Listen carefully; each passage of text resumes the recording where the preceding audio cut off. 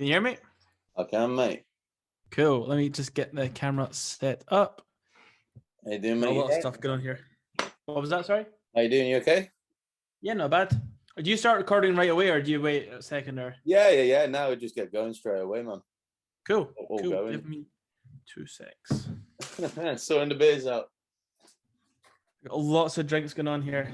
Oh, really? A lot of late nights editing. So the Red Bull. Treat myself tonight. Got a big bottle of Desperados. Why not? There we go. Not bad. Oh, you got editing to do, have you? Sorry, did you say? What was that? You got a lot of editing to do, did you say? Loads. Loads.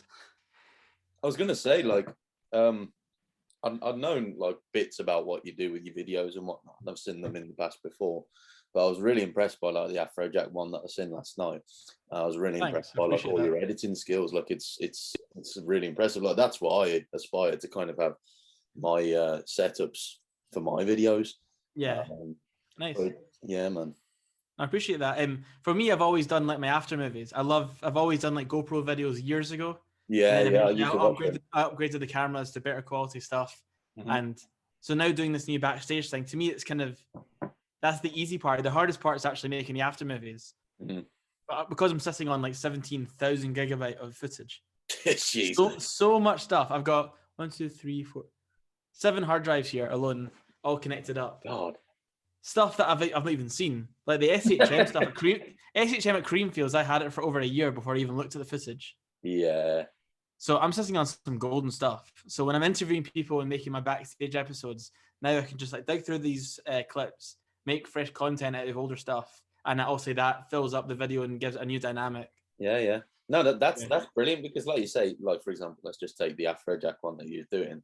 You've got all that sort of back catalogue of extra footage of, you know, gigs that you've been at where he's played, and then you can kind of slot that in. That's so kind of handy and convenient. It's really smart. You wouldn't believe how many Afrojack after movies I've made. I've made a lot. I mean, I'm a fan first and foremost. Obviously, then filming him professionally at some shows and then meeting up as a friend, which I'm very lucky to do. Yeah.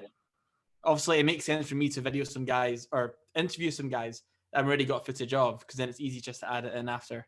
Mm-hmm. I'm not sure how to do it when I'm interviewing someone I've got no footage of. I'll have to think of a new way around that. Yeah. What was like your first sort of music that you started listening to in life? Was it always sort of dance music from very early on, or did you listen to other stuff before? Pop music. Always pop from the start. Full on cheesy pop, anything in the radio. And funny enough, the one way I got into dance music would have been, funny enough, Pitbull. I like the Pitbull stuff back in the day in school.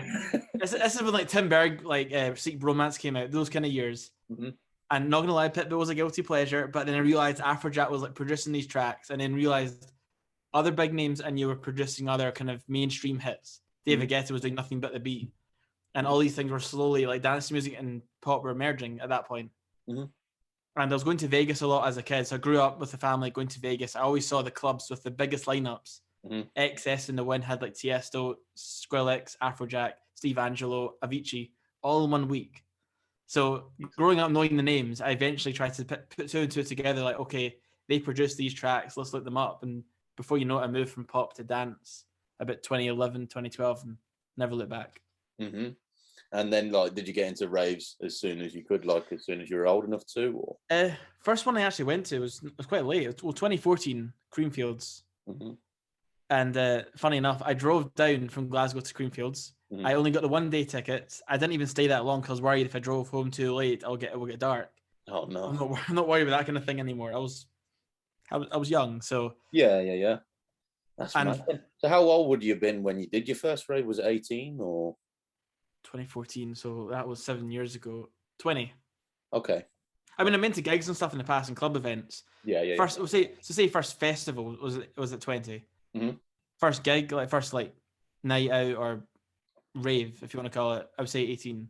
Can't remember where it was. Somewhere in Glasgow. What was like your first sort of significant event that you did where you went to see someone you really liked? Good question. I've not thought about this. Again, probably the Creamfields 2014, but actually it was that and then ADE 2014. I've been to Amsterdam Dance Event every year since 2014. Mm-hmm. But that year I saw well, Afro had his own solo show at Ziggo Dome. Went to the first Hardwell revealed night at the Heineken Music Hall. And my first ever event at ADE, which is the one I'll always remember, Nicky Romero at the Melkweg, his protocol night. Uh-huh. But that one to me was legendary because, again, it was like Showtek and Garrix, Afro, Headhunters, everyone was there. Even some of them were in the crowd. But that was my first night ADE, so that's probably my most memorable night. Mm-hmm. Like, there's two tracks actually that even stand out from that night that always bring me back to that moment of walking in the venue. And yeah, it's ADE 2014 is a special one for me. So that's really where everything changed. Yeah, man, that's the one that's kind of always evaded me, I'd say, because like I've always wanted to go, but I've never got round. Have you not been to ADE? No, it's the one you need to, man. You definitely need to. Creamfields I've done 3 times. I've done Tomorrowland twice. Yeah. But ADE is the one that I've always wanted to do, and I've never got round to it. It's like Christmas came early. Every DJ, producer, friend that you've ever met or know just all comes together in one place for 1 week. And it's not just a few events. We're talking about the smallest places to the biggest events, to festivals, to street parties, pop-ups. You're meeting DJs. I met Hardwell 2014 on the street. I was walking to Wagamama on the first night, thinking it's the first time in Amsterdam. I want to get settled in with my mate, and I literally turned a corner and face planted into Hardwell and his mum. Literally, his face like smacked into me. And I'm like, "You're Hardwell. I'm seeing you in 2 nights." He was like bright red in the face. His mum's like, "I'll take a photo with the fan. He wants to say hi to you." Wow! It really brought him down a level back to just like being this young guy. Man. Yeah, because that's the one thing that I've kind of always seen from all the vlogs and all the videos coming out of it for years now, is like it literally just like you say, that kind of moment could happen. You meet everyone. Everywhere. They're just walking about. Obviously, they're normal people, but Amsterdam in particular, it's full of some of the best dance producers in the world, and they just walk about as if nobody knows them. And of course, they are very famous where they are. It's their home turf, but they're not like trying to hide away or anything. I've seen Don Diablo just walk to a coffee shop, or I've seen who was it? So Dylan Francis and Martin Garrix on bikes one day. They were cycling along a canal. Wow. You just see all sorts of stuff. You just have to be there, yeah. What would you say is your favorite event that you've attended so far? Ever. Like all events. Let me look at the posters behind. First of all, I keep a poster of most events I go to. I never have one that I've not been to. Because there's so many, they help refresh the memory. Oh, what would I say?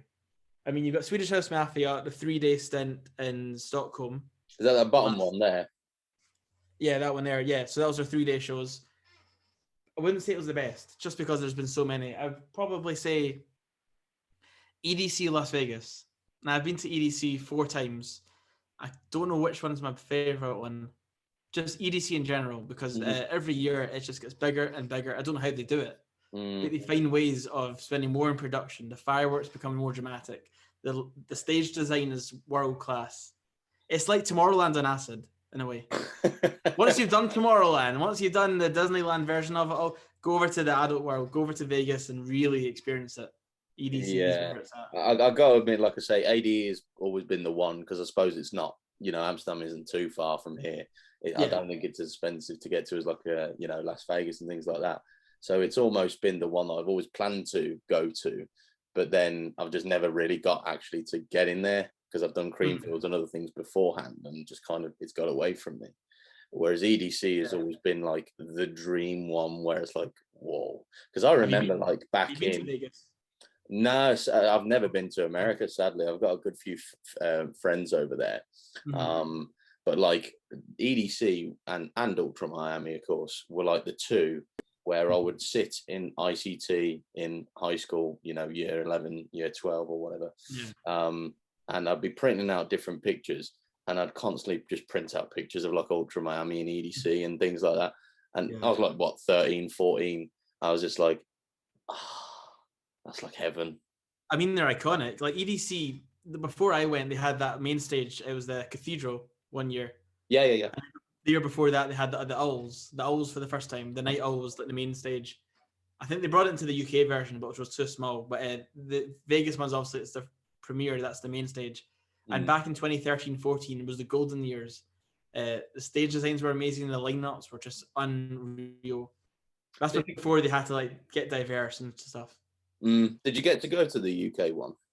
Yes, 2016. Yep, I went. I had a funny story about that one if you want to know. So drove down and picked up a friend from Manchester, Jenna, and we went down. We were there to see mostly Don Diablo, but obviously everyone else.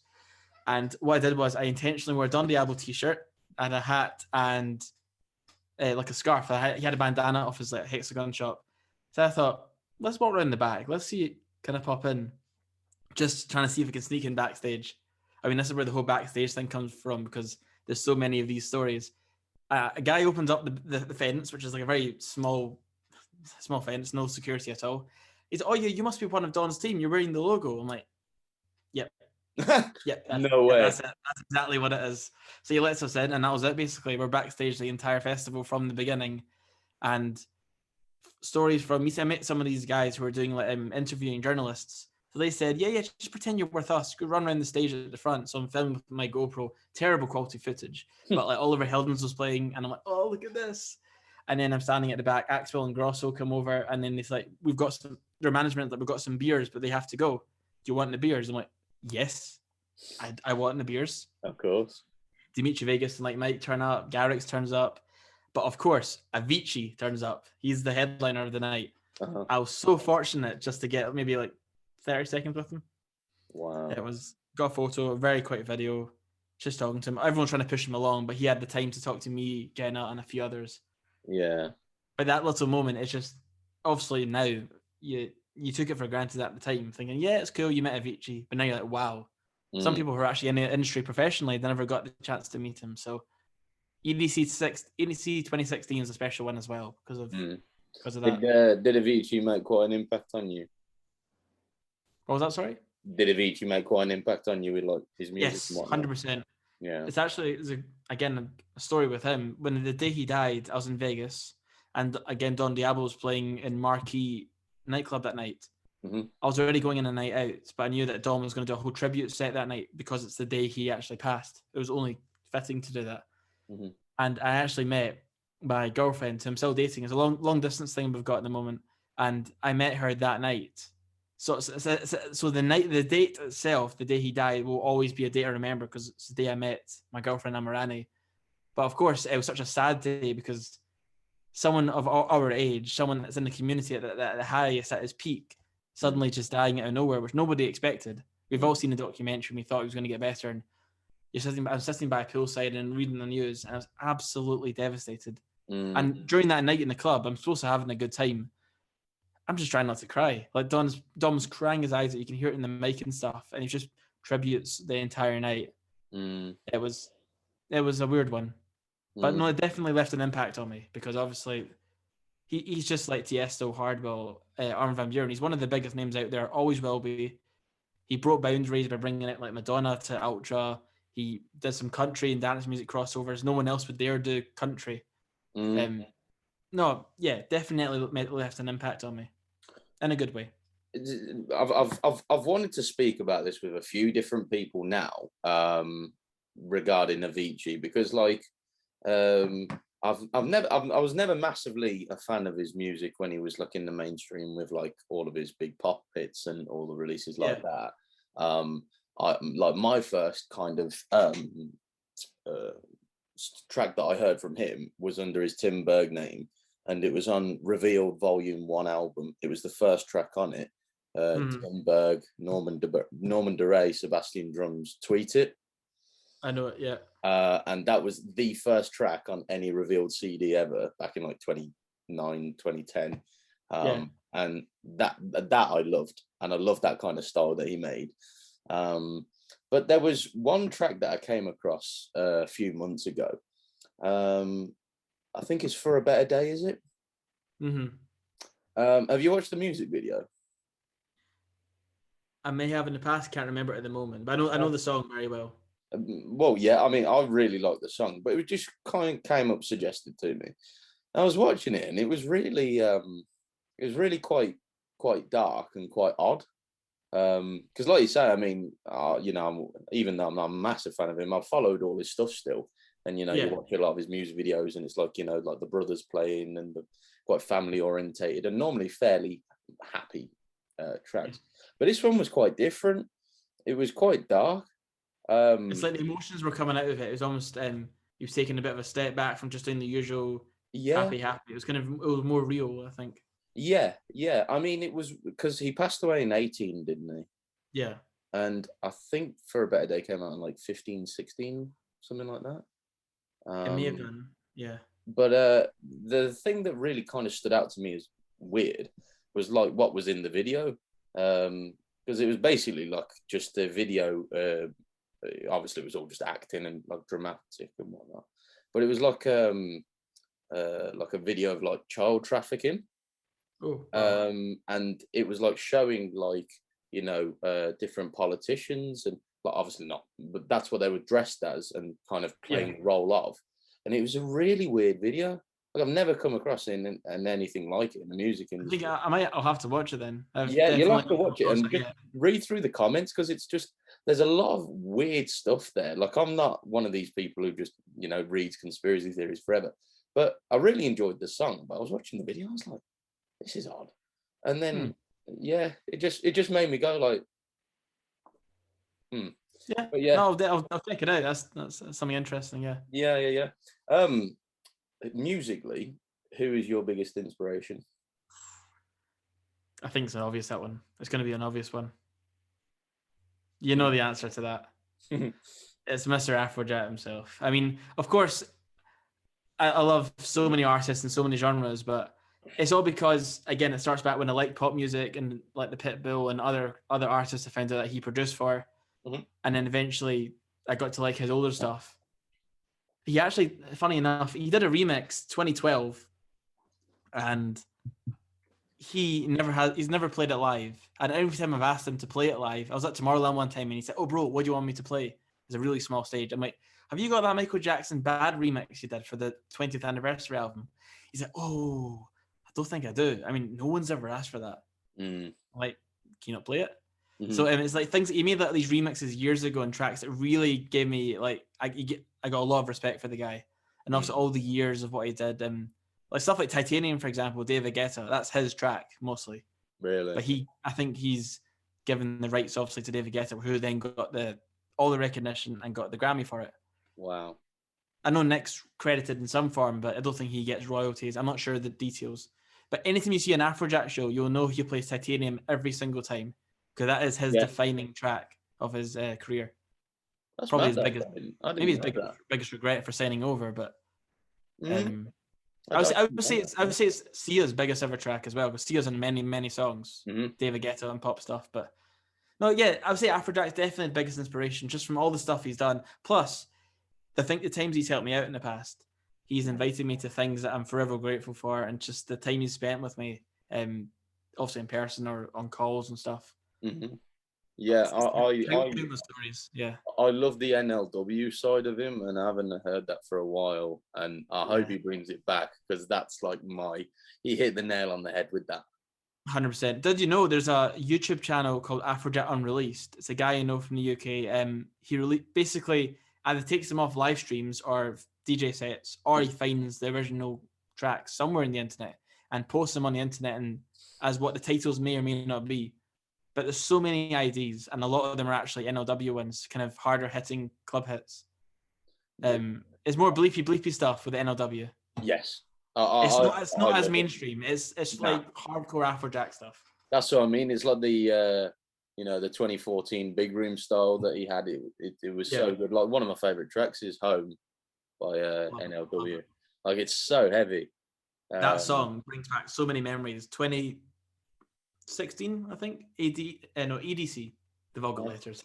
2016, he was playing the Sunrise slot on Circuit Grounds, which is their second main stage. It's like 360-degree stage, and it was completely dark where he's playing, and behind the sun was just starting to come up. I remember taking like this panoramic photo of this amazing sunrise, and then round the stage where it's still dark, and he's playing Home for the first time. I thought, this song is incredible. I think he had Chico Rose out, who was Ravita's back at the time. Yeah. I think it's the two of them that made it together, but that song, like I said, songs bring me back to certain moments, and that brings me straight back to EDC 2016. And so, obviously, like you say, he's your biggest inspiration and the guy you follow a lot. When did you sort of start listening to him? 2012, I'd say. Mm-hmm. I knew his name for years, like going to the Vegas clubs, passing by them when I was underage. I saw his name everywhere. And like I said, when that Afrojack single, the remix of Michael Jackson, and then the Pitbull stuff, that was the moment in 2012 I realized I'm going to give this guy a chance, listen to what he's got. The year later, he had an EP out called It's a Matter of, just 3 tracks. Mm-hmm. And I love the sound of them. The proper, like, harder hitting, it's NLW kind of stuff. So 2012, 2013, that's when I really started to become a fan. Is that part of like when he did like the collabs with Chasna? Oh no, this is way before that. This is way before that. Yeah. Got you. Yeah. Chasner's another one. Chasner is a very talented guy. Mm. Been speaking to him recently.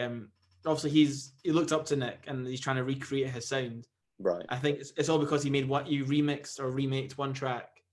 Can't remember which one it was. It Rocked the House. He did a Rock the House remix, and then obviously Afro loved it so much he's now signed him on full time for his label. Mm-hmm. So he's a promising guy, so definitely watch out for that name, Chasner. Yeah, absolutely. He's made some bangers over the past few years. So definitely. Sorry, I'm going off a tangent here. By the way, I'm always going to tell you a story with one question. It's like a 5-minute story. Well, I was going to say as well, another guy that released a little bit on Wall that I haven't heard the name of for a while was Karen Mika, and his Kareem Mika, yeah, you made a couple of tracks. Egyptian guy. He was actually an identical twin, and his twin also Mo Ali, yeah. Kareem Mika made one called Sax or something. It was some really out there kind of sounds. He did Titan, didn't he? Titan as well, yeah. Yeah, and then because he had a few on Revealed, like he had Mad on Revealed, which is one of my all-time favorite tracks. It's just so. You don't hear from him, unfortunately, anymore. I don't know what he's up to. Well, I thought for a moment like Mo Ali was like an alias. I was like what's going on here? They look identical, but they really are just twins. Yeah. I didn't quite get that. What's sort of one DJ that you've never paid attention to that you've maybe been passing at a festival and they've been in a tent and you've gone, oh hello, and you've gone in and they've shocked you? Like one DJ set you kind of weren't going to see, but you kind of stuck around for. That's a very good question. So someone I've never cared about until I saw them, and then obviously that changed it. Just give me a sec. Again, I need to check the posters. To sparks of memory, because there's a lot of names. Yeah.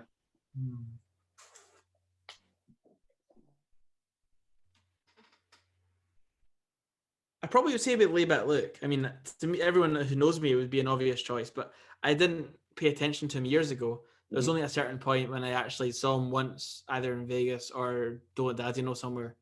I watched one of the sets and thought, I actually quite like this. I mean, like, his music was all very big room and kind of sometimes can be the generic sound, but the way he was DJing, he's one of the best, like, skilled DJs. And I appreciated what he was doing. I could hear the mashups, I could hear the scratching. So once I noticed that he was doing like the kind of A-track kind of style, like real DJing, that's when I started paying attention. So I would say Layback Luke's probably the most prominent name, the first one that comes to mind. I think for me, like he really helped to grow my passion for dance music in like 2013, 14 when he was doing the Super You and Me stages. Oh yeah. When he'd have like the superhero outfit on and whatever. And you're watching all the live streams as well each year. Every year they had another lineup, Danik and Blaster Jacks and Moti or whoever else. And yeah. And I always used to tune into them, not after high school or whatever. But it was him then. Like I watch it back each time. Like I watched it each time I went just before I went to Tomorrowland because it might be my favorite Tomorrowland set. I think it's the 2014 one. He's on for like an hour and a half. It's just so heavy. It's just one after another. It's like, where are you bringing all these from? He's a talented guy, and I do love his sets. Plus, I've got to know him very well over the years, which I'm very fortunate for. And I've seen the reason why I've got a lot of respect for him as well. I don't know if you watch his vlogs at all. Does quite regular vlogs, talks about all sorts of subjects, gets really cool guests on it, and he's featured in mine quite a few times. He's obviously given me a lot of chances doing a lot of videos. Yeah. He's taught me kung fu in the past quite a few times, and I've failed spectacularly. Like I'm not the fittest of people. I'm not a fitness buff. Don't like lifting weights. Don't like going to the gym. So every time I saw him, I kind of got worse and worse rather than getting better.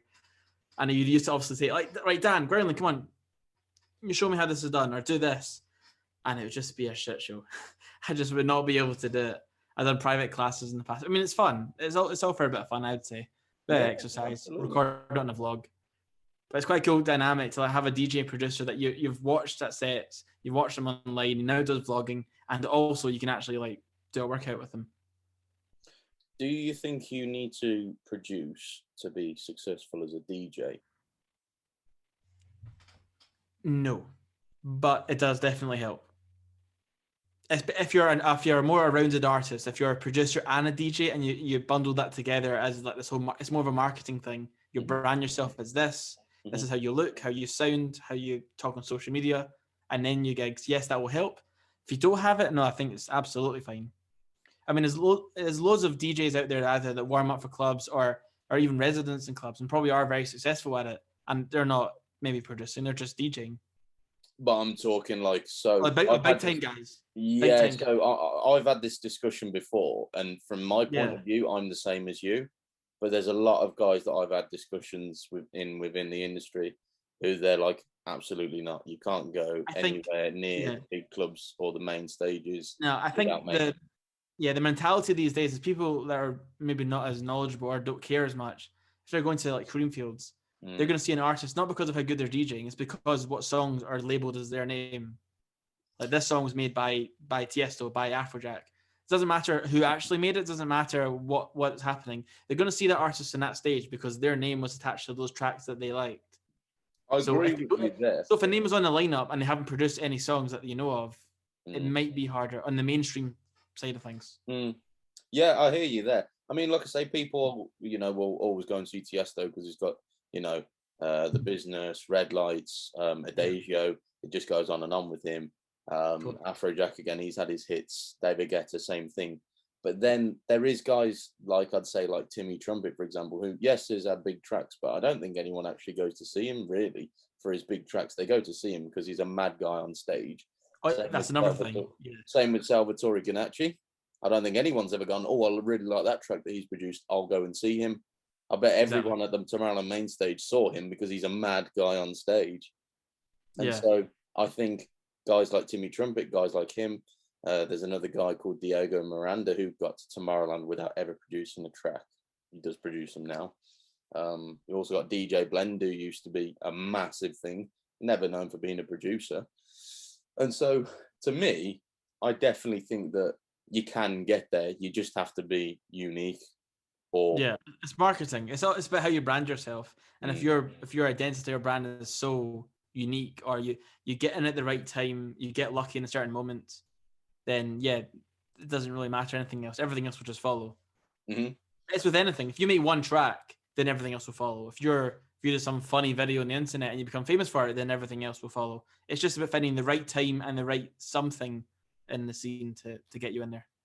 Yeah, absolutely. I definitely think it is, like you say, 50% skill and just 50% timing, Yeah.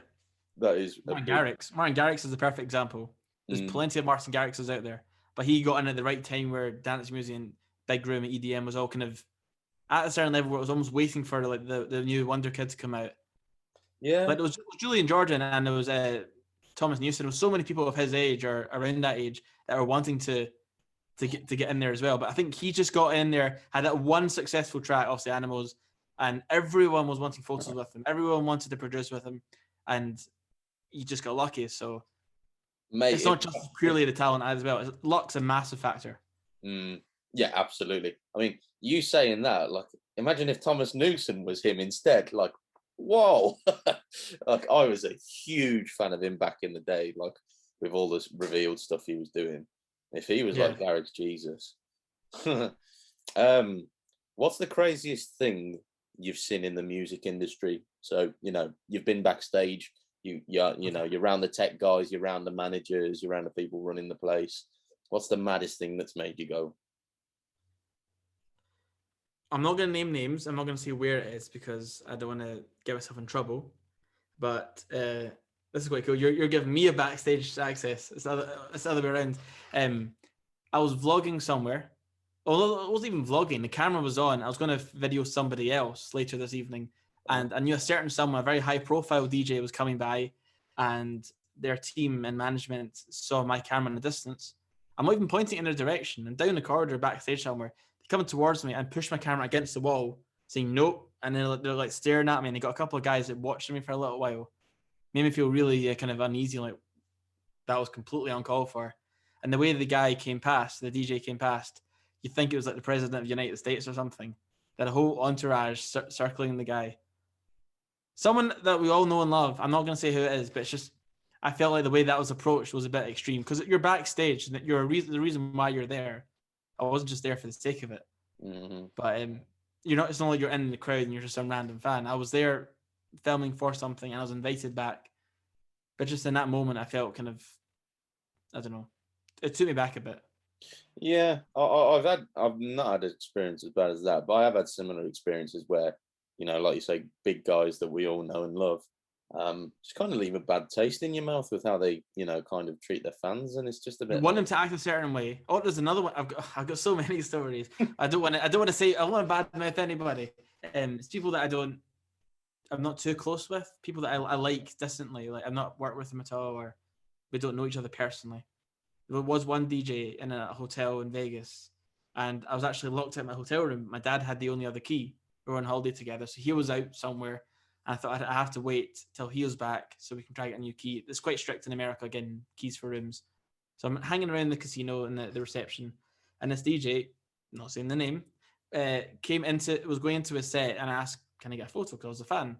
This is a couple of years ago, and he acted all weird, like, "Oh no, I'm rushing from my set," which was about like half an hour away. He had like plenty of time. It was literally outside the door of the place. So he went in, and that wasn't the bad bit. So I walked around later on, and I think an hour later, I was still waiting for my dad to turn up. So I was still at the casino at that point, playing some slots, still waiting. And as he came out, he's like, "Oh, bro, are you still waiting for me? Are you still really wanting that photo that badly?" And this guy and some of his friends were laughing at it. I'm like, "No, I'm not. It's like, just by chance I'm still standing here. I'm not even waiting for you. I've seen how you reacted the first time."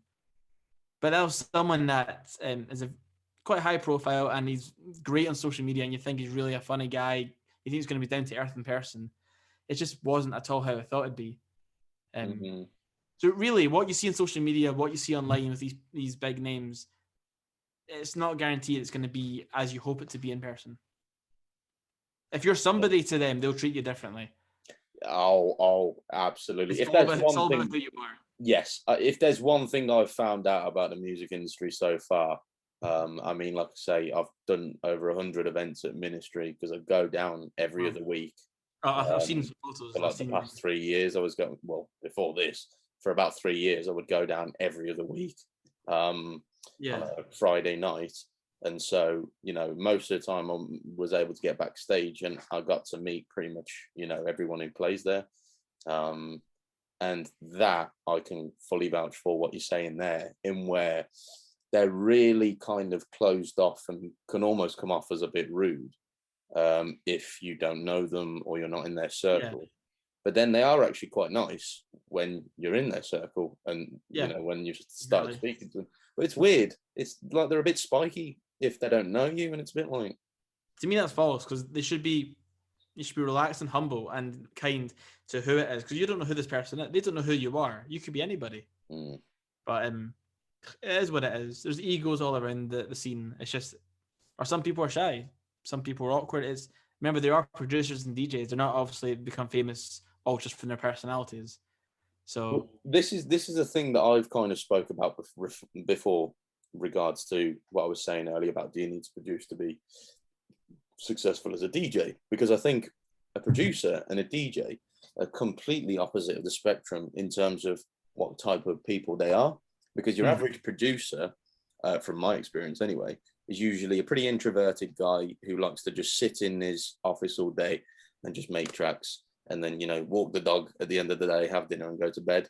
They're quite kind of, you know, keep to themselves. Whereas the DJ is stood in front of thousands of people, if not tens of thousands, going crazy. He's got to be the wild guy. He's literally the complete opposite to the producer. Yeah. And so I think sometimes, like, the Dutch guys have seemed to adapt well, but it's interesting how the industry is kind of pushed to have the both sides of the artist. Whereas, like, I think sometimes guys like bass jackers, I know a few other guys do it, where one produces and one DJs. I think that works really well. I think it's a smart idea.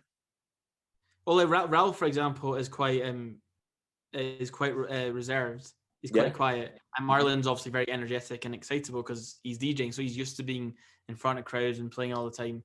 It's like two examples I would say is the Timmy Trumpet and Avicii. Timmy obviously very hyped up wherever he goes because he's obviously putting on a show, whereas Avicii was always very quiet and to himself, just producing his music.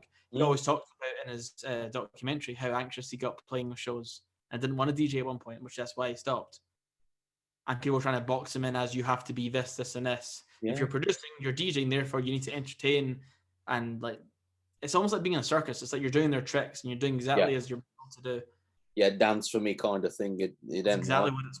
And I think like the problem is I don't think, you know, us as the crowds, the paying people, the industry from the other side should be, you know, putting pressure on the artists to kind of say, look, you've made, you know, a bunch of amazing tracks. We want to put you on stage now, and you're going to go wild, even though they're an Avicii type where they, you know, they're quite quiet, reserved, and they keep to themselves.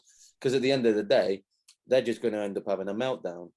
And I think, like you say, you know, Hardwell, yes, he, you know, was clearly very talented on stage, but even there's a point that you push people, he reached his limit and kind of had to shut 100%. Off.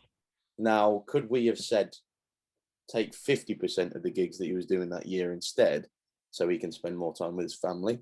Because that's what he was most upset about, and that's why he stopped touring. Yeah, so he misses being Robert, so that's why he has to stop it. He was missing all the birthdays, all the weddings. He missed relationships, all these different things, just to do that. And I think that's the worst thing you can do, because if there's anything that I've sort of learned from life, it's never, ever just do one thing. Do multiple things, because then you're always getting inspirations from different, you know. Yeah, like balance is the word.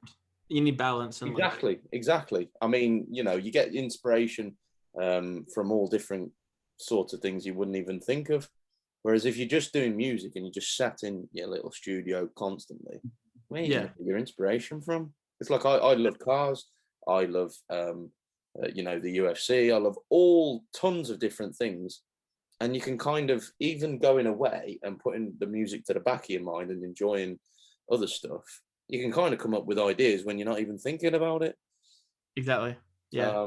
I don't think there's much sense in kind of pressuring guys to, you know, just keep going at it. I mean, Headhunters kind of hit a brick wall as well, didn't he? He's done it a few times. He's taken a few breaks. I think obviously he is a producer first and foremost, and he loves DJing. And I knew some of the guys he worked with closely, and great team. He's full of energy when he's on stage. He's always like dancing, arms up in the air and stuff. But I can tell that he struggles with maybe, I don't know, anxiety or the touring, and because it's not as glamorous as people think it is, touring and going to shows day in, day out, traveling the world.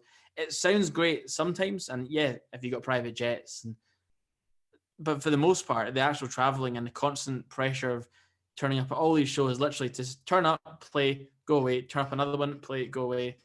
And like you say, you're losing your normal life. You're just becoming that name only. It's almost like, and I know it isn't this way, but you could kind of see where they're coming from, where they almost feel expendable, where like, okay, we've used you, now you can go away. And then kind of, you know, the next one, come along, and now we're done with you. And you can see how that can kind of mess with the mind over time. Exactly. You know, what do you think is the next subgenre that is going to blow up? Anything other than Slap House. Just as long as Slap House disappears, I don't care what it is. I mean, a couple of tracks like that is good, but they keep bringing it out. People, they're just whatever genre it is, they milk it. They absolutely kill it. Next one, it's going to come out. I'd say sort of as big as Psytrance did. So obviously, if Avicii blows Psytrance up a few years back, what do you think will be the next wave? I guess you're never going to know, because nobody expected Future House and that turned up. No one expected everyone to start going to Tech House and Techno, and it just kind of dived right into that. The Slap House little phase came out of nowhere. Obviously, Vini Vici's, they were like a phenomenon. They just, again, blew up out of nowhere. I don't know. You're never really going to know. I would like it to maybe go back to the more of the big room stuff, because if festivals are coming back, you just want to hear energy. You just want to hear big, simple sounds and just enjoying yourself again. I think all these Dutchies that we know, all the big guys, are going to still do what they're doing. They're going to have their aliases and their tech house and their undergrounds and whatever, but they're going to make the simple big room stuff. I know Afro's still going to do that. He's sitting on so many golden tracks. So I think I'll go back to 2014 years, the golden years. Mate, I'm really hoping that, because like you say, I think hopefully they've kind of had a load of inspiration, especially with things, you know, kind of looking on the uptick now this year, where they've been so urged to get back on the stage and in front of the big crowds that they're just going to have tons of big room stuff and they're going to go mad for it. If that's, imagine if things go back to the way it was in 2013 and there's just like another resurgence and you get what blown up again. What we need tracks like Mammoth and like Martin Garrix's Dragon and is that these simple tracks that just did so well, but when you listen back, I've got like a bangers playlist of all these big room stuff, and some of them when you're in the right mood, they just, to me, they're timeless. I know they're only a couple of years old, but it's like the SHM tracks. Sometimes if a track's done the right way, even if it isn't a big room genre, it can just last a long time. And I think artists will definitely maybe spend time to try go back to that rather than just rush a track, because for a while a big room became kind of messy and lazy. People, when it started dying out, people just get throwing out stuff that was just generic even more than before. So I do think I'll go back to the way it was, a bit more not fresh, simpler. Well, it will evolve, won't it? Like all of them do. Big room 2.0. Yeah. Because like progressive big house. Yes. Progressive big room. Yeah. Because I think like that's the thing that's kind of been interesting as well, that I've said to a lot of people, how you look at, you know, one of the big staple houses in bringing out big room for as long as we've known it is Revealed, and the majority of the stuff that's been coming out of there the past year has been like bass house, and you're like, I think Revealed has kind of lost its way at the moment. I mean, they were such a prominent label for a long time, and it was like Revealed, Protocol, and a few other big names. I'm not saying lost their way, but I think they've definitely taken a step back. Now that Hardwell's out the spotlight, they haven't got as many big names on it. You've even got like Danik. Danik's crossed over to Hexagon and stuff. And I think Revealed, I don't know if maybe they've done too much. They release it a lot every week for years on end. I don't know how much more can they do. Yeah, they have done other genres, as you said. I think you need like Hardwell to come back. You need Hardwell to come out and bring out one punchy track and kind of like restart Revealed, or kind of refresh it, if you get me. Do you reckon what's the return? That's my personal opinion. I would like them to like if the big room comes back, bring out a little bit less on the label. It's not about quantity anymore. Let's bring it back down to quality and limit releases. Yeah. Because nowadays there's so many more artists than there was 5-6 years ago, and everyone's releasing a track every couple of days. New Music Fridays, Friday Crate Diggers. There's too many tracks coming out. Far too many tracks. Yeah, we're getting a lot of artists almost releasing weekly, and it's like, becoming a bit too much. I mean, there are still golden tracks in there here and there, but for the most part, there's too many. You listen to for a couple of seconds and you throw it away. I think like what's happened as well is, like you say, it used to be artists you'd listen to that you loved. Every single track they brought out you loved, but they were maybe releasing a couple times a month. Whereas those same artists at the moment, they're releasing on a weekly basis, and I'm loving like 1 in 4 tracks. The other 3, I'm like, Have you noticed how many tracks Armin releases these days? Mad, isn't it? I mean, he's got a lot of great ones. 99%, I love them all, but it's just there's a lot. I can't keep up with them all. Like, I'm on a thing at the moment where I'm like listening to tracks 2 months after they've been released. So like Leave a Little Love and things like that. I just played in my set last night. Yeah. And like a few other tracks by him. Like I wouldn't listen to them until months later because I'm constantly playing catch up. I feel like it's hard. You're never going to listen to every track that comes out anymore because, like I say, Friday Crate Diggers is a playlist I follow, and even though so many big artists on there, they actually get lost because there's like 100 tracks in that playlist alone. But again, that's a great point what you said about like quality over quantity, because I think sometimes they're taking on more artists and they're releasing more music than ever because they think that's the right thing. But to me, it can sometimes, when I'm looking for new music and I'm going through all the different YouTube channels of each label, I sometimes get a bit fed up with the label if I'm used to seeing every other track on that label I love to now 1 in 10 tracks I love. I get fed up of even looking through them, and I go, I'll go to the other ones. It's a hard balance because some people don't want to see the same names, the same labels. At the same time, you want the new artists to come out. It's just you need a balance. I just think they could bring back a little bit less music out. Let's make it a little bit harder to release music so people can fight for quality rather than just make something and the label grabs it because it's a quick couple of pounds or a quick couple of dollars they can make on it. They throw it out. It's like, that'll just be another track on today's release. Armada can release 20 tracks today. Let's bring it back to maybe 10. Let's make it a bit more limited. Let's give it a bit more value to the tracks again. That's what I think, but I'm not an expert on releasing stuff, so it's not for me to say.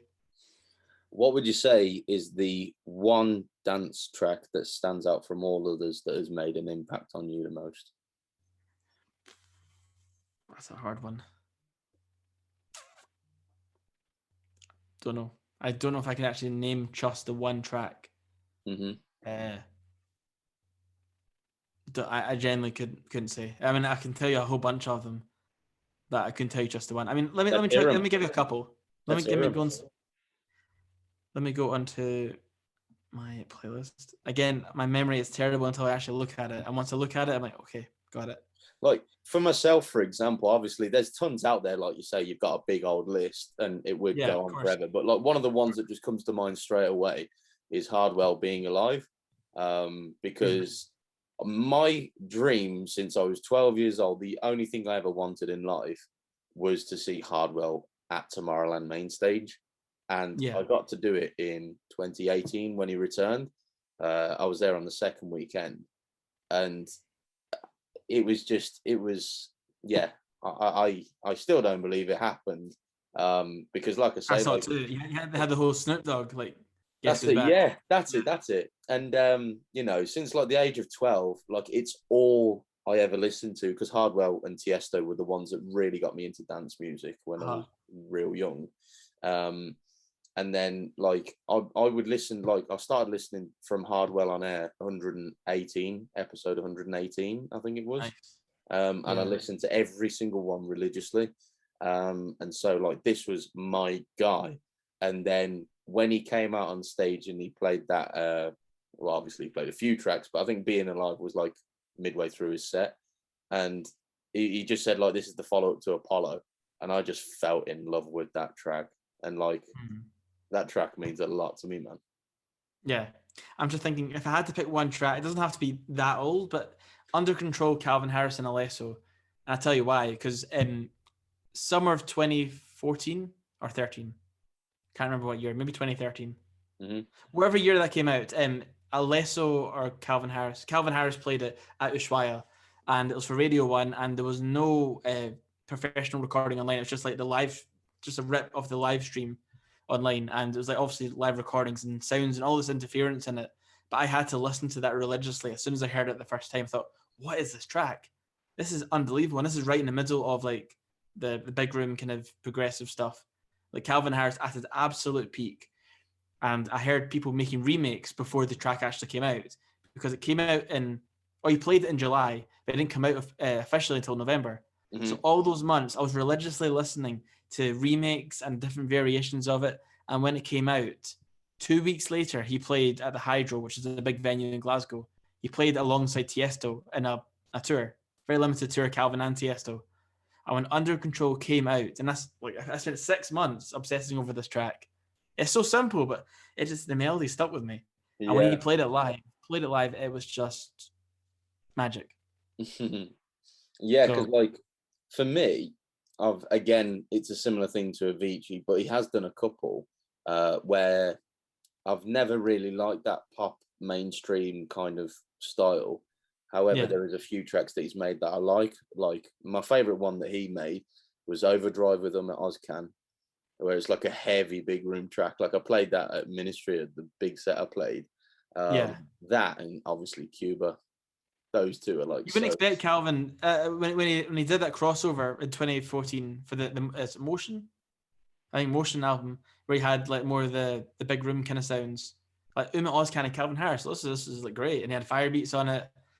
Yeah, some really interesting names. I don't think he'll ever go back to that. It was just, again, a period where he just jumped in at the right time, did it. So badly wish he would, because like I love that style from him.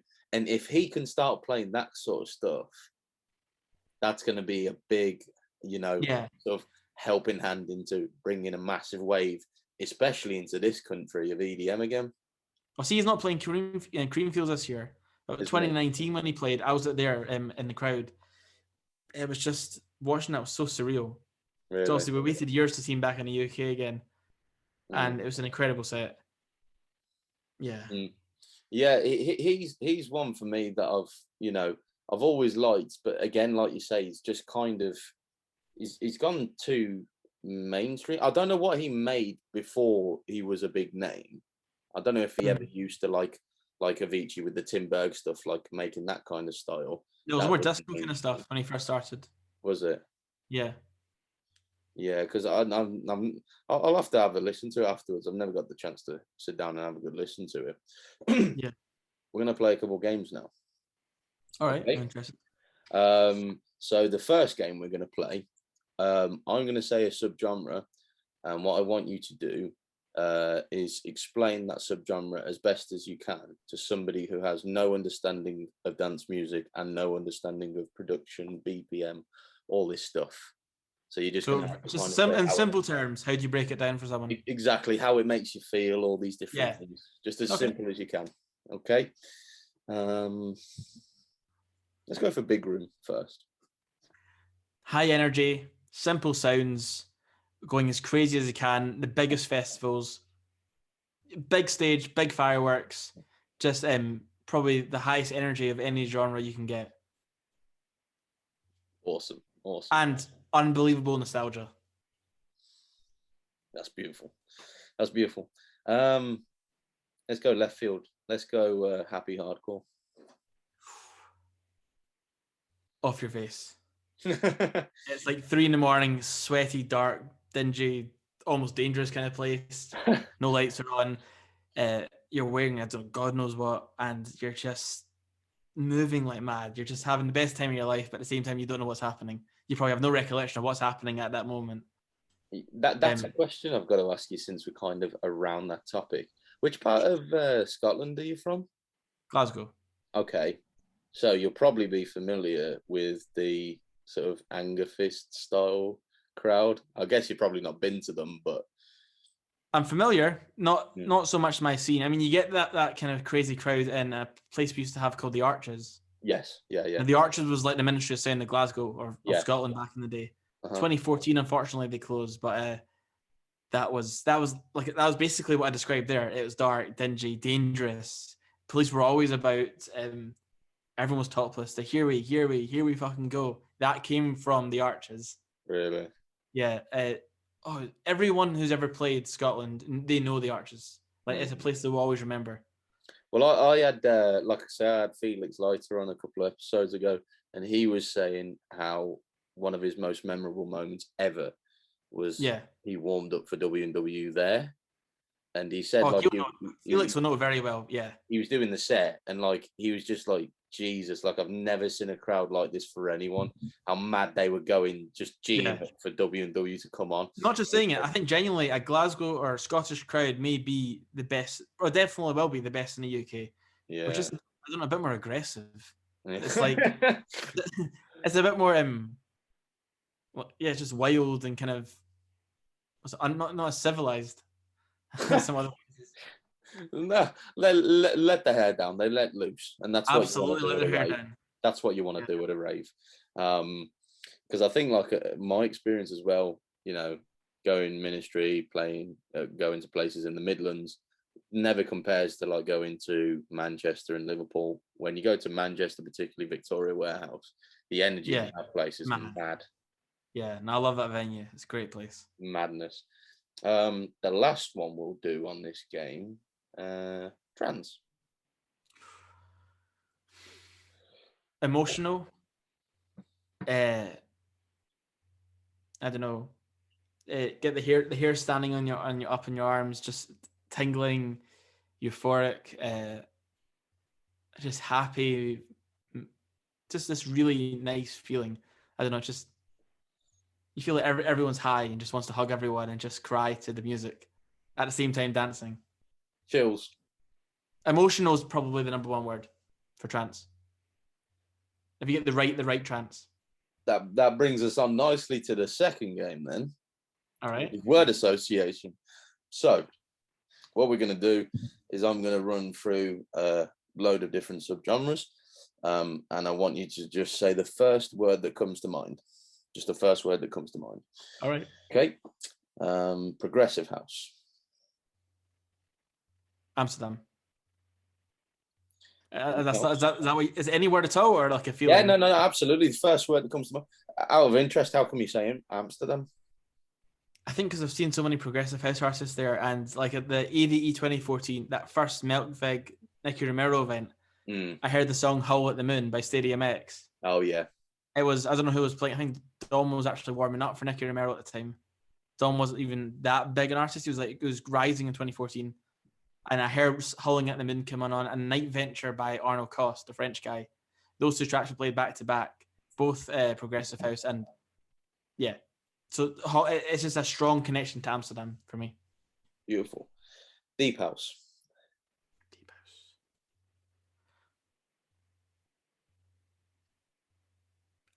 Oh God, I don't know. Deep house. Chilled out. Mm-hmm. Yeah. I don't know what comes to mind, but yeah, chilled vibes. Yeah. Big room. Tomorrowland. Hardstyle. A Glasgow crowd. Glasgow loves hardstyle. Everywhere you go, it's just constantly, here we fucking go to a bit of hardstyle. Yeah, they seem like they're like the 150 plus stuff. Oh yes. Right at home. Trance. Paul van Dyk. Don't know why, but Paul van Dyk comes to mind whenever I see your trance first. I'm not even a big Paul van Dyk fan. It's just that's always my number one artist that I connect to it. Really? Again, he's the number one trance artist here. I don't know why. Colours Colours is like the Scottish Cream. Yeah, and they constantly book Paul van Dyk. Yeah, I know. Don't know if it's down to the price or just that Scotland keep booking him because they know they'll sell it out, but he's always here. Yeah, because every time I've wanted to come up for an event, it's Layback Luke, it's a few EDM artists, and then Paul van Dyk randomly. I'm like, they're very particular who they like here. But yeah, trance to me that's the name that comes to mind first. Okay, nice. Psytrance. Vini Vici, EDC Sunrise. That's what it brings it back to. Which year? My first. 2017. Okay. That was the year they blew up, I think, weren't it? 2017 or 18? Maybe 18. I can't remember. Okay. One of those years. But they played the Sunrise slot like 5 to 6 in the morning. Just walk us through it quickly. What was that like? Just run us through the moment. Yeah, what was that like?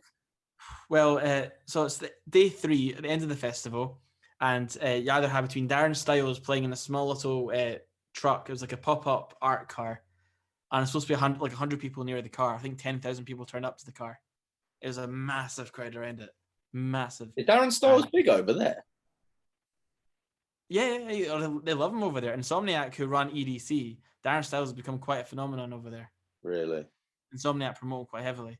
Wow. Yeah, it was between Darren Styles or Vini Vici on the main stage. It was the year they had these big statues like rising up here, and I was absolutely gone. I couldn't feel my legs. The sun was already up. It was already getting like 35, 36 degrees in the morning, and this is still 5 in the morning. It's burning hot. I thought I need to go to my bed. But Vini Vici are playing their hard psytrance every single track.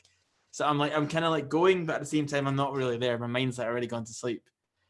So it was just a whole blur, but amazing.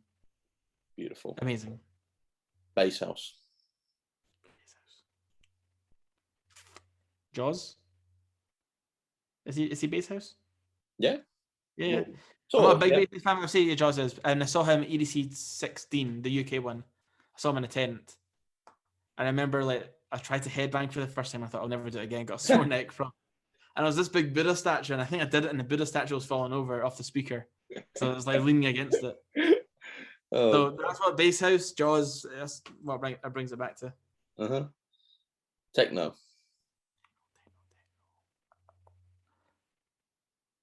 God, why am I so bad at this? Techno. On the spot, I can't think. I can prepare something for ages. On the spot. Emily Lenz. Emily Lenz played a festival in Glasgow. It's just her just doing her little dance. Mhm. She does this cool dance with her hands. Yeah. Beautiful. Dubstep. Skrillex. Is it Scary Monsters and Nice Sprites? 2010, listen to that. It's in school, full blast. I think it was, at lunch going around the corridors where me and my friends were playing that full blast, that EP. Sweet. Drum and bass. Drum and bass. Seeing Chasing Status at BCM and absolutely loving life. Sweet sensation. Just this feeling of like, oh, what the hell am I doing right now? This is unbelievable. I'm standing beside Chase. I actually stood beside them playing, and it's like 3 or 4 in the morning again, late night, and just this really heavy drum and bass. They did some like live version of it. It was Nice. pretty cool. Trap. So I should be telling you words rather than stories, shouldn't I? No. Well, like I say, ideally, if you can say the first word that comes to mind, and then if you want to kind of elaborate from it, you can. Trap, fast, intense. Actually, is it fast? No, it's not intense. I don't know how you describe trap. Not sure. I mean, there's not many words to describe it. It's the one that I'd probably say heavy. Heavy's the word. Yeah, American. Yes. Yeah, absolutely. They love that over there. Yeah. Let's go for that. Happy hardcore. 90s rave. Nice. No phones, no cameras. Wherever the hell you want. Doesn't matter what you're doing. Just loving life.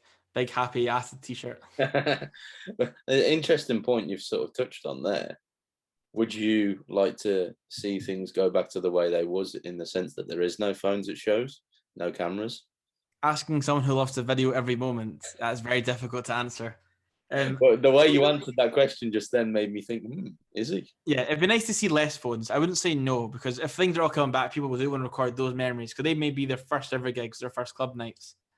So it'd be unfair to say that they can't ever record those moments, especially with tech being like the thing you always have on you. But I would say less. Let's have less of it and enjoy it a bit more.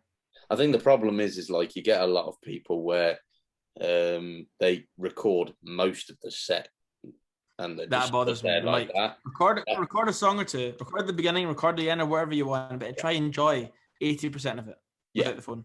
With like, for example, the Tiesto Creamfield set, I'll record the intro, I'll record Adagio at the end, and a few tracks in between that are my favourites. But then 80 of the 90 minutes, my phone's in my pocket and I'm going mad. And I think that's the problem, is so many raves you go to and events you go to now. Most people are stood like that for the whole event. And when I take photos of events, I'm seeing a sea of phones just as much as a sea of heads. Yeah. I mean, I'm guilty for it in the past as well, but going to that many events over the years, you slowly start to get a bit more mature about it. You're like, right, you've seen that artist 10 times. You don't have to record everything. Put the phone down. Yeah. Replace it with a beer. That's it, yeah. Tropical House. Kygo. Mm-hmm. And Ultra Music, Miami Music Week. He had like a hotel once, and I think he played there. Yeah, like it was like Kygo Hotel or something. He did something like that, I think. Nice. Okay. Groove/funk. And I'm talking like the Glitterbox kind of style now. Yeah. I was going to say Glitterbox, yeah. Or I'll say even Nile Rodgers. He comes to mind. Don't know why. Okay. That's interesting. Yeah. Yeah. Future Bass. Future Bass. Don't know much about Future Bass. I know it's not Future House, so gonna take a path. I'm gonna say Hexagon. I'm sure Hexagon done something Future Bass related. Mm-hmm.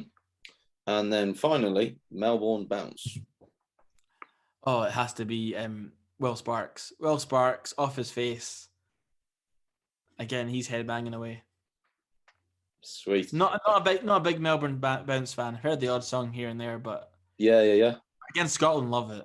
I don't know why. They just absolutely love it here. I'm like, They like the heavy sort of banging, like bam, bam, bam, bam. Anything that's heavy, anything that's intense. Yeah, yeah. From Brendan Hart to Angerfest, from Will Sparks to Timmy Trumpet, they'll just take it all. There's one word association game that I just thought of that I want to run through quickly with you, because I don't think I could do it with many people, but you're a well-traveled guy, so I want to do it with you. So we're going to run through a load of events that you've, as far as I can remember, have been to, and I just want to say the first word that comes to mind. Just one word. I'll try to limit to one word each. One word and nothing else, and I'll let you carry on. Okay, let's go. Ushuaia. Busy. Ministry of Sound. Loud. Greenfields. British. Just like the most British, yeah. EDC Las Vegas. Sexual. Oh wow. It's like sex. Everyone feels like aroused in the place. I think it's Really? Vegas stuff, yeah, in the heat. So I'll say like sexual tension in the air. Nice. I've definitely got to go. Tomorrowland. Nostalgic. Ultra Miami. Overrated. Really? That's another story. Okay. That'll be for a follow-up chat that we have then. Ultra Europe. Underrated. Really? Right, okay. Again, that can all be explained, the two of them. Right. Have you, by any chance as well, because again, this is just a whim, have you been to any of the German events like World Club Dome or Boots House? Not yet. I definitely will go to Boots House and World Club Dome and probably other ones. I've not been to the country yet, so not yet. Have you been to any of the ones like in Hungary or Romania? You know, you've got like Boloton Sound. No, not yet. No, those are some ones I'd like to do. Good, yeah. AMF. Keep throwing some more. Which one? Sorry. AMF. Shite sound quality. Really? I know it's not one word, but that's a phrase. I mean, it's just because it's a stadium. It sounds like going to see like when Take That or Rihanna play in a football stadium. It doesn't sound right. It's okay, but it's just muddy and it's fascinating. Okay. Yeah, because that's the big thing. Like, so many people I know, they go mad for it because obviously it's a giant event, and you know there's so many big artists there. Yeah. But that is the one thing, like you say, as the place gets bigger, and you know there's not as much for the sound to bounce off. Sound quality reduces. It's not AMF themselves. I love the brand and the people that work with them, but just the venue, I think, it's that you can't do much with the sound. Unfortunately, you have the best speakers in the world, but the venue itself, just the sound gets lost. Is it because it's so big? Is that it's not bad, but it's just don't go for. It's not like going to go see the Heineken Music Hall, which is around the corner. That has incredible sound. Really? Yeah. Venues that are purpose built for music obviously are going to sound better than a sports team. Yeah. Would you say then, for example, because Tomorrowland isn't purpose built, would you say the sound system is much better than AMF's? Yes, because obviously it's open air and they do it differently. I'm just not a big fan of stadiums. Right. If I had to find a more positive phrase for AMF, a more positive word would be iconic. In terms of dance music, AMF is quite a prominent one, so I'll say iconic. Okay. Because of like the DJ. Okay, and then again, I'm not too familiar with the other ones now, but have you ever done like any events in South America, say Mexico down? I've only been to Brazil in Rio, and I saw David Guetta play his own show. I've not been to any festivals or events elsewhere in South America. It was mad. I stayed in Rio, and I thought it was going to be within Rio. It was actually an hour outside the city. I took my mum, who likes dancing music loosely, but not as much as I do. This is 2015 now, and so an hour away. No one spoke English. Big warehouse venue, 10 to 15,000 Brazilians, all Portuguese only. Someone let off a smoke bomb, which like really burned your nose at one point. To get back, there was more sheep and goats outside than there was English-speaking people. It was literally in the middle of nowhere. we got a taxi with these random people that somehow spoke tiny bit of English, and we just by chance got back home at 5 a.m. Wow.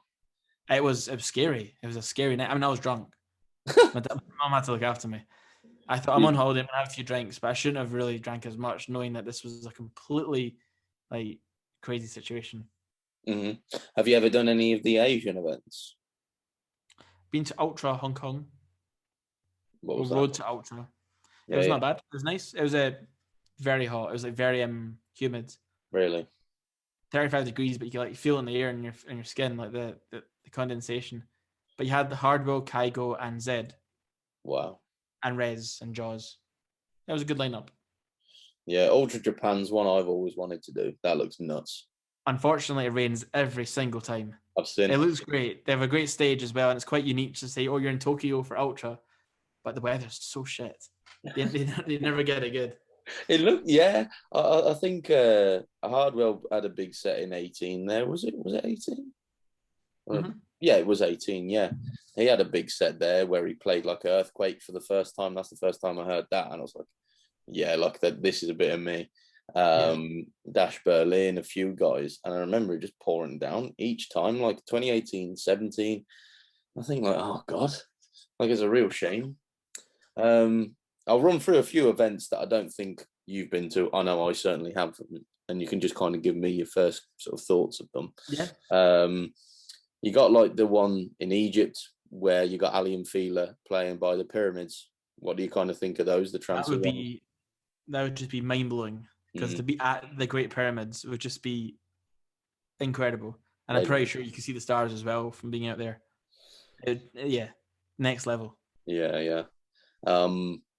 Untold? Unknown. Mm. No, sorry. Untold has happened. It's the new one. Saga hasn't happened yet. No, Saga's like a new one in Romania that's about to happen, I think. Okay. But no, Untold, the 7-hour set with Armin, I would say just spectacular. To do a 7-hour set and he's like doing it and crying at the end. Don't know if you've seen that. Yeah. Yeah. So I'll say spectacular in a sense that it was like 70,000 people. It was maybe 100,000. Whoever it was big. It was big, and they tried to bring in some mainstream pop artists. So I'm impressed with it. Okay. Have you heard of like Boloton Sound and Siget? What do you think of them? Decent. The bird's decent because I don't know much about them other than the odd live stream or odd video I've seen. Like Electric Love, I know a bit more about, and that looks cool. Yeah, I'll just say because like my mum's side of the family's Hungarian, so I know a fair bit about it. Like I've got. Sounds to be a good one. Yeah, well, but that's it. I think like Siget is more mainstream because you got a lot of rappers that go, a lot of big artists from America play there, whereas Boloton seems to be more EDM. Exactly. Yeah. Do you know much about Alpha Future People? I love their stage design. It's all this. They look sick. The iRobot kind of style. I know Don has played it before. Axel and Grosso, I think maybe I've done it years ago. I can't remember too much about it. I just remember that the stage designs are like phenomenal. I appreciate a good stage design. Hell yeah. Yeah, I mean, going to Russia is obviously somewhere different. But no, it looks really cool. That's the thing that's a real shame because like there is W&W put out a post the other day and they were like ask us questions and I said, which country do you think is the most talented in terms of music that comes out of it? And they were sort of like they couldn't really answer because they didn't know. And then I said, well, me personally, I think the most talent overall probably comes out of France, in my opinion. But then I think the most underrated nation is probably Russia. Because you've got Vigel, you've got Vion Conga, you've got Matisse and Sadko, Swanky Tune, yep. I think Hard Rock Sofa maybe. Yep, and Mega Narak. Have you heard? Mega Narak, yeah. You've also got he's from Belarus. Was Shapov and Hard Rock Sofa, or is he separate? No, they're separate. Yeah. Yeah. You've also got as well guy that I'm a massive fan of, Arston. Now he's from Belarus, but it's Belarus and Russia's very similar. So there is a ton of talent over there. Those guys are some of like the best artists in my opinion. And so I think it'd be nice to kind of get them on that stage and then get them into more of like the European stages as well. 100%. You know, what would be cool? Just a quick one, sorry, while I remember this. It'd be cool for a festival to have a concept on stages based on their countries. Have a French lineup, a Russian lineup, a Swedish lineup. Well, okay. This is an exclusive idea just before we go that I'll tell you now. I'm going to patent this idea. I'm going to put it out there to I hope everyone nicks it right. Okay. So obviously you've got, like with Tomorrowland, you've got, you know, the kind of bringing everyone from around the world together. It's all peace and love and unity. And it's beautiful. Like everyone might be like, oh, it's a bit gay if you're sitting on the outside, but you go there and you really do feel like that. It's literally like everyone's your brothers and sisters, wherever they're from, whatever they're like, whatever. It's 100%. Beautiful. And so to me, I think something that has a kind of similar theme that I'd really love to do one day is bring artists together from, say, opposing countries, maybe they're countries that are, you know, have had wars or are at war, that are kind of, you know, there's tensions. Have them do a back-to-back. So, like, for example, you could have a Pakistani and an Indian artist do a back-to-back. You could have a Russian and an American. So, like, I was thinking India, Pakistan, you could have Cruella back-to-back with Kashmir. That'd be cool, yeah. You know, you've got all those Russian artists we've just said about. Look how many American artists there are. You know, it goes on and on. You could have like a Chinese artist and a Japanese, like, I don't know. The list goes on and on what you could do with that. Create world peace. Get an Israeli and a Palestinian. Exactly. Get Northern Ireland and get a Republic of Ireland. Get Mexico and American. Exactly. That's what I'm saying. That's not because dance music is great in a way, not just any music, but particularly dance music, that we try not see borders or countries as much. We celebrate that we're from other countries rather than discriminate. Absolutely. So that would be cool. I think hopefully my hope for the world is one day that dance music is like the number one sort of music that everybody listens to, because I think it's so uniting in a way that no other music is. Definitely, 100% agree. Which is why you and I are so probably connected to the scene, because pop music, rock, whatever other genre it is, they don't have the same thing. You don't have all the artists and all the fans and all the events all together as one large community. It's literally exactly. It's like we go for the events because we love the music, but we stay because the passion of the community as well. 100%. Great community to be involved in. So, in summary, what have you got coming up over the next 6 months, year that the people can expect? Oh, myself personally, you mean? Well, the Backstage series, which I've just started, I don't know when you're posting this, but so far as of today, I've had 2 episodes and I'm planning to have loads more. So I've obviously filmed Afrojack. I'm hoping to have artists like Brennan Hart. I might even try get Nicky Romero, get brands like We Rave You. I've got lots of all these names behind me, Layback Luke, and someone from EDC. I'm going to get everyone on the Backstage Groundland. So similar to what you're doing, and I'll have my own concept as well. Not in competition, don't worry. We're doing our own things. What I like about what you've done, and I was, like I say, I was really impressed with how you were able to do the Afrojack one, because it's not like a dig on Afrojack or anything, but like it seemed like a little bit more of a challenge to interview him, in the sense that like you had to be there, you had to be ready with your questions. There's no erring with, you know, some people. You've just got to be ready to go and kind of. Oh yeah, I got no second takes. I got those PR managers in the background of the Zoom call, just making sure that everything's tip top. I mean, obviously Nick knows me well, and he was doing me a favor by slotting me in between chatting to Eurovision and MTV Holland. So it's like, this is quite an honor that he's getting a little Groundland video in between. Jesus. But with people like him, the bigger names, they don't have as much time to waste or to double take things. So it's literally the one take is what you've got. Yeah, absolutely. So back to your question, without going off at a tangent, expect lots more of the Backstage videos, but at the same time, just in general, I'm going to be creating so much more content. When events come back, I'll be everywhere, filming, vlogging, whatever. So the Groundland brand, which is also my last name, the Groundland name, I'm hopefully to put everywhere. So, and later in the year, I've got I'm guessing a new house myself later in the year, and I'm going to have a whole new studio set up. This is just temporary, actually. It's in a family home. And I'm going to have like a neon Groundland logo. I'm going to have like a podcast table. And I'm hoping to get the whole Backstage thing really kicking off. So the first few months coming up are actually going to be pilot episodes. But like 2.0 is going to come in September, October onwards, and it's going to be really stepping it up again. Yeah. You I think back in 2019 it might have been. You went to Prison Birmingham with PBH, I think, weren't it? That's right. Yeah.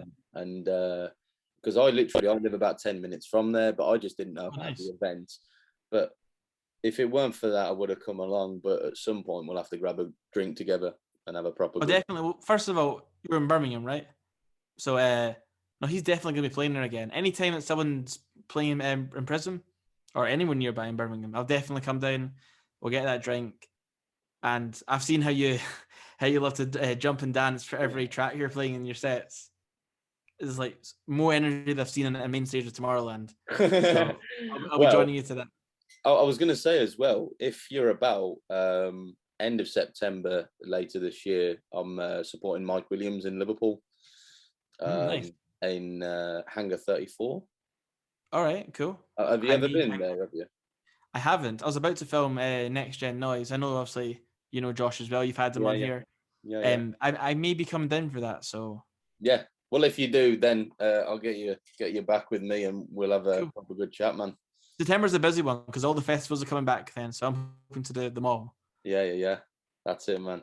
Thanks for speaking to me, and pleasure. Speak to you again soon. All right, mate. Definitely, we'll talk soon. Cool. Nice one. Cheers, man. Thank you. After. Take care. Cool.